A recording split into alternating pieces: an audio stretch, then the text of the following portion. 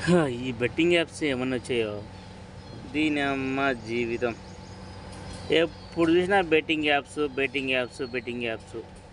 మీరేమో ప్రమోట్ చేస్తే జనాలేమో బిత్తలైనారు. మీరేమో డబ్బులు దోచుకుంటారు, జనాలేమో జోబీలు ఖాళీ చేసుకున్నారు.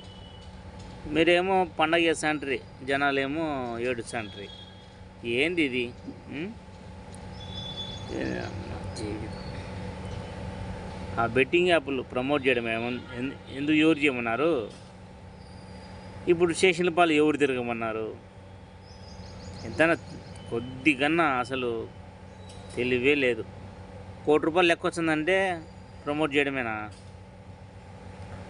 అది మంచిదే చెడ్డదే చూసుకొని కదా ప్రమోట్ చేయాల్సింది.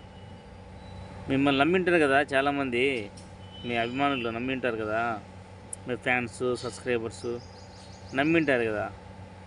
ఇలా మీరు ఎవరెట్టపోతే మాకేమి, ఎవరెట్టుంటే మాకేమి, మాకు డబ్బులు వచ్చిందే లేదా, మనం దోచుకున్నామని లేదా?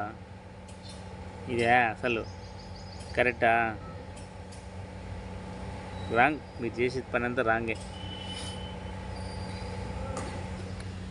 ఇప్పుడు టీవీల ముందుకు వచ్చి ఏడ్చడం ఎందుకు?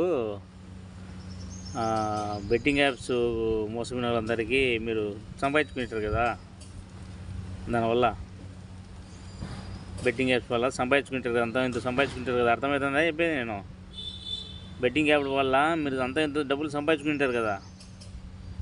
అది ఎవరెవరు మోసపోయారో వాళ్ళందరికీ పోయి ఇంటికి పోయి వాళ్ళ ప్రాబ్లం తీర్చి రండి, అప్పుడు మీ పాపము తొలగిపోతుంది. లేదంటే మీరు ఎంత ఏడ్చుకున్నా ఎంత చెప్పుకున్నా కూడా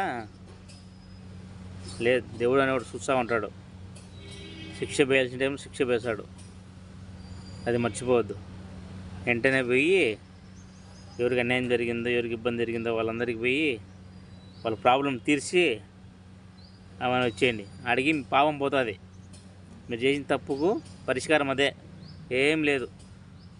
వీడియోల కాడికి వచ్చి దండం పెట్టి ఏడ్చుకుంటా ఇంకోటి మాకు తప్పు లేదనుకుంటా, అది కరెక్ట్ కాదు. ఇప్పటికైనా తెలివి వచ్చింది కదా, మీరు సంపాదించిన డబ్బులు సగం లెక్క వాళ్ళకి ఇచ్చిరండి.